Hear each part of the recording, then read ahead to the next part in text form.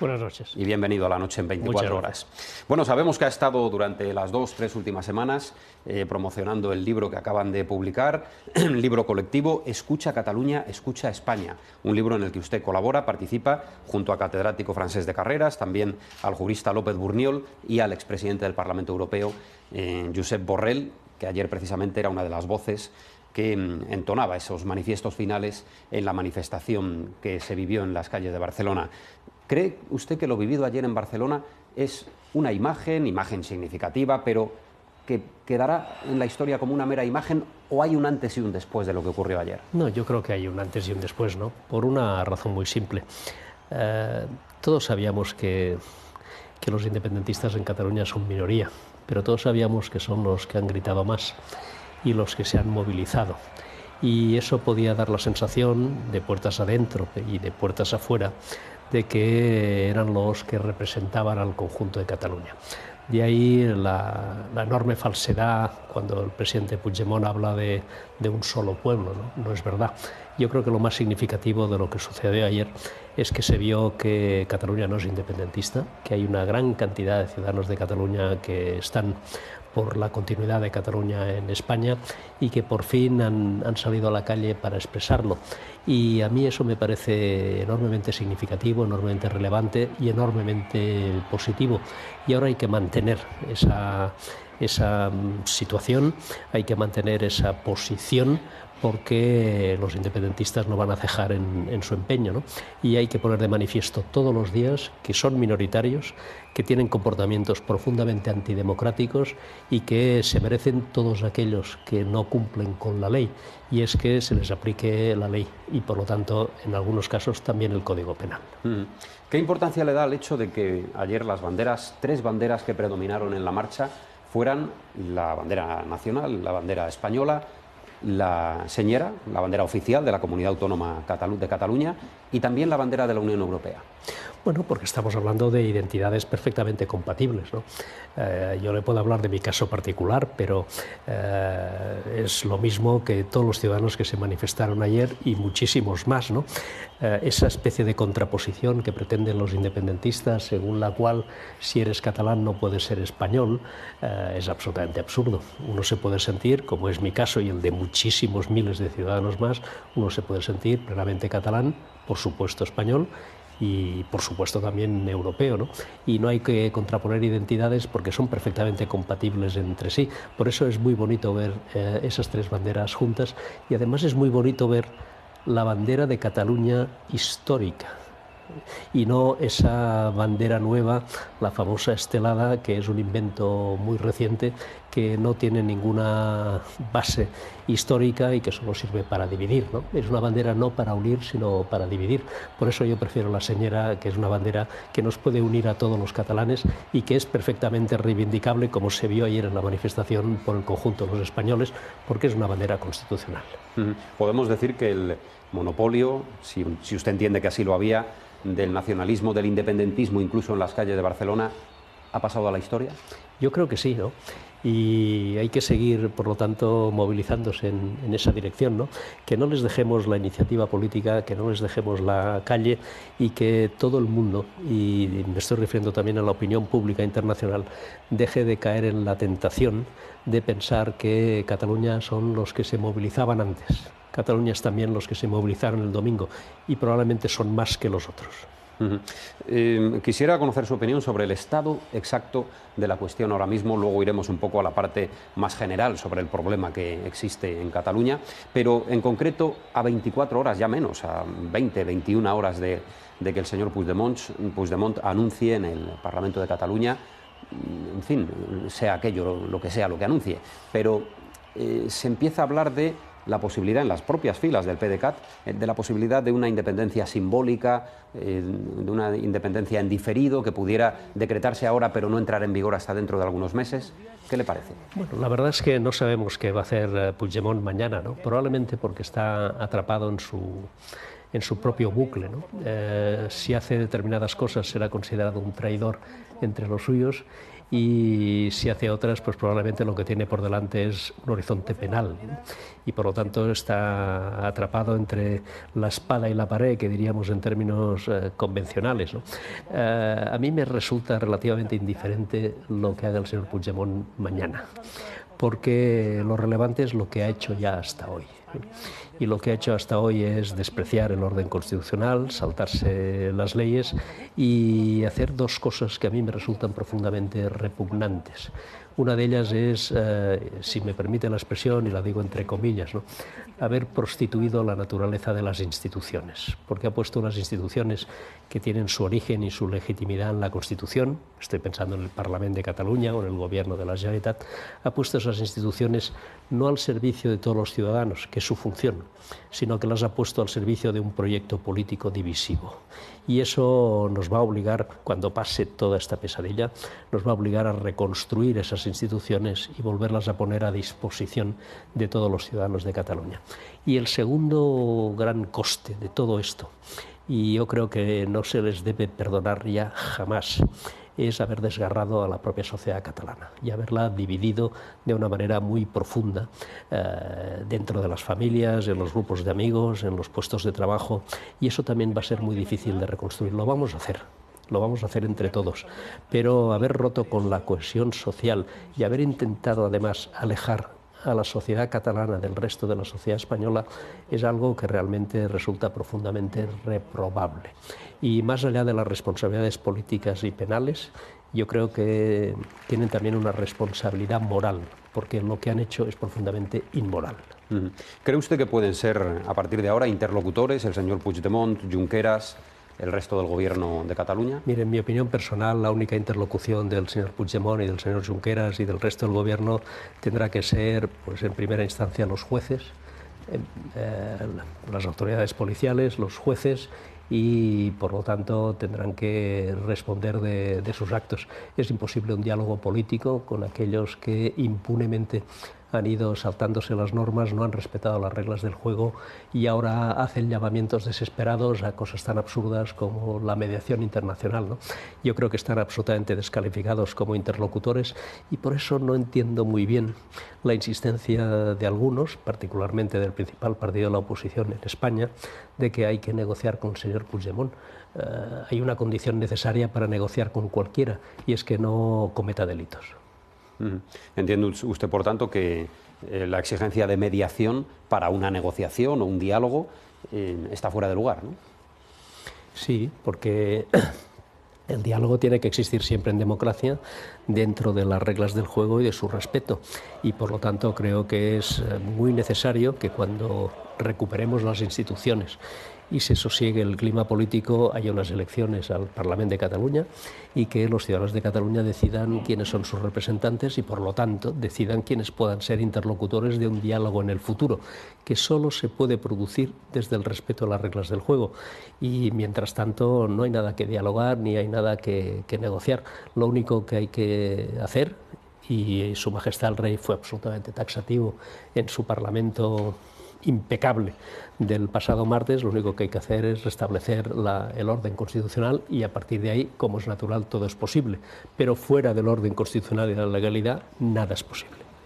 Otra de las circunstancias que se ha comentado, incluso ayer en una entrevista en El País, el presidente del gobierno lo mencionó, es la posibilidad, opción, siempre encima de la mesa, pero en momentos de gravedad en la situación del país siempre es mencionada, la posibilidad de un gobierno de unidad o un gobierno de concentración.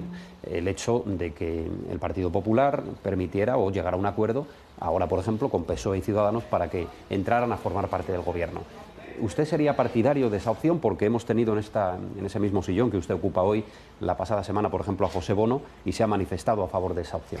Mire, yo a priori los gobiernos de concentración en democracia me resultan un tanto extraños, ¿no?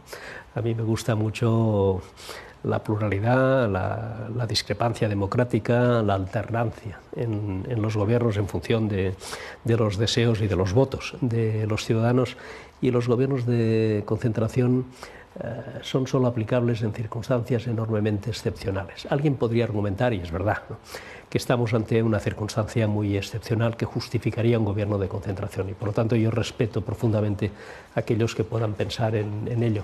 Pero yo creo que en las actuales circunstancias bastaría con que los partidos constitucionalistas, y no hablo de Ciudadanos, que tiene una posición nítida e impecable, sino que estoy hablando del Partido Socialista, estuvieran nítidamente, no un día sí y otro menos y al día siguiente también, pero al cuarto día pues no se sabe, ¿no? Que estuvieran nítidamente al lado del gobierno en este tema, porque mientras tanto pueden discrepar perfectamente respecto a si hay que modificar el tipo marginal del IRPF o hay que hacer una ley de aguas distinta de la que tenemos. Y para eso no hace falta ningún gobierno de concentración. Lo que hace falta es unidad política en torno a este tema. Y esa unidad política se puede producir desde el gobierno y desde la oposición. Ir hacia un gobierno de concentración a mí me resulta un poco problemático, incluso desde el punto de vista intelectual. Sin embargo, hay matices, incluso en la posición de Ciudadanos con respecto al gobierno. El principal matiz es la exigencia por parte de Albert Rivera y de los representantes de Ciudadanos de que el artículo número 155 de la Constitución se aplique ya de inmediato y con carácter preventivo frente a lo que mañana pueda ocurrir. Usted se ha manifestado más cerca de esa posición, tal vez, ¿no? Bueno, yo creo que a la vista de todo lo que ha sucedido es difícil encontrar ya más argumentos para poder aplicar el artículo 155. Hay una violación flagrante de las obligaciones constitucionales por parte de un gobierno autonómico y si en esas circunstancias no es aplicable un artículo que es tan constitucional como todos los demás de la Constitución, como es el 155, pues no, en fin, me resulta difícil imaginar unas circunstancias que no aconsejaran eso, ¿no? Dicho esto, el artículo 155 yo creo que deliberadamente por parte de los constituyentes es, no diré ambiguo, sino enormemente amplio, que permite unos márgenes de maniobra extraordinarios. Durante mucho tiempo se identificaba el artículo 155 como la suspensión de la autonomía. Eso no tiene por qué ser así. Hay una gradación de posibilidades que puede llegar desde, como dice Ciudadanos, por ejemplo, solo la Administración Central asume la competencia de disolver el Parlamento de Cataluña y convocar elecciones, pero no toca nada más. Yo creo que en su caso deberíamos ir más lejos y asumir las competencias del Gobierno de la Generalitat, pero no necesariamente eso implica hacerse cargo de la administración de las competencias que el Gobierno, que la Generalitat tiene como institución. La administración educativa, la administración de la sanidad, la administración de los servicios sociales y de la dependencia y tantas cosas pueden seguir perfectamente en manos de la administración de la Generalitat. Lo que habría probablemente que hacer es asumir la responsabilidad política de esa administración, porque los actuales responsables políticos de esa administración han incumplido flagrantemente la ley y están en una actitud totalmente rupturista que algunos califican, y yo comparto esa denominación, algunos califican de auténtico golpe de Estado, porque no se me ocurre otra definición mejor, alguien que intenta subvertir la legalidad y el orden constitucional sobre la base de incumplir con las leyes y pasar por encima de cualquier consideración democrática, ¿no? Por tanto, el artículo 155, que es un instrumento perfectamente legítimo, es aplicable con dosificación, pero desde luego lo que hay que hacer, desde mi punto de vista, es retirarles las responsabilidades políticas a los actuales responsables políticos del Gobierno de la Generalitat, porque se lo han ganado a pulso. Enseguida estaremos con mis compañeros que tendrán alguna pregunta también, señor Piqué, pero una última por mi parte. ¿Ha sido la salida en cascada desde hace 4 o 5 días o el anuncio de la salida en cascada de las sedes sociales de bancos y grandes empresas catalanas fuera de la comunidad autónoma? ¿Ha sido el golpe más duro que ha recibido, incluso más allá de las acciones judiciales, el independentismo? Hombre, si tuvieran algún gramo de sensatez, ¿no? El golpe duro ha sido constatar la división de la sociedad catalana, ¿no?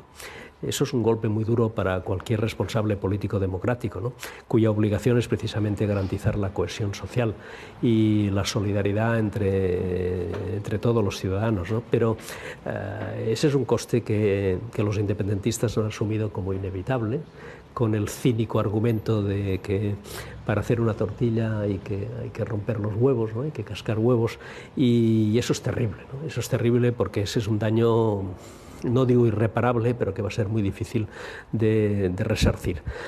Pero dicho esto, de nuevo se ha puesto al descubierto las enormes mentiras acumuladas, ¿no? Estos días, claro, la hemeroteca es muy cruel, ¿no? Y hemos visto a responsables políticos del independentismo, empezando probablemente por el peor, ¿no?, por el peor político que ha tenido Cataluña desde Companys, y estoy hablando de Artur Mas, cuando decía aquello de no solo no se irá a ningún banco, sino que se van a pelear para venir a Cataluña porque esto va a ser la Arcadia feliz desde el punto de vista económico y financiero, ¿no? Ahora se ve la falsedad de todo esto. Esto se sabía, pero han mentido conscientemente y ahora se encuentran ante una dosis de realidad realmente dramática desde su punto de vista, ¿no? Pero para los demás nada sorprendente. ¿Quién se va a quedar ejerciendo su actividad empresarial y económica en un país que dice que no importa violar la legalidad, que no hay seguridad jurídica, que no se respeta el Estado de Derecho y que se van cambiando las normas en función de las circunstancias todos los días? Si es que es absolutamente normal, eso lo sabe todo el planeta. Lo que se necesita para que haya progreso económico y para que haya actividad económica es que se respeten las reglas del juego y que haya seguridad jurídica. Si no, la gente huye, como es natural, porque la arbitrariedad es el peor de los antídotos a la prosperidad económica. Y esto, de nuevo, es terrible, ¿no?, porque al final, gracias a su irresponsabilidad y a su frivolidad culposa, quien va a acabar sufriendo las consecuencias es el ciudadano de Cataluña, que va a ver a su territorio progresivamente empobrecido porque las empresas van a generar prosperidad en otra parte, ¿no? Y eso es algo que los ciudadanos de Cataluña, incluidos los independentistas de buena fe, que sin duda los hay, se tienen que preguntar a sí mismos, ¿no?, a quiénes hemos votado para que nos lleven, además de a la ruptura con España, además de a la ruptura interna, nos lleven además a la ruina económica. Y yo espero que eso sirva para que la gente reflexione. Pues enseguida continuamos, señor Piqué, nuestra conversación. Antes de eso, con todos ustedes, vamos a repasar los protagonistas de la noche de hoy, protagonistas de la noche en 24 horas. Continúa siendo una incógnita si mañana a las 6 de la tarde Carles Puigdemont en el Parlament declarará la independencia de Cataluña.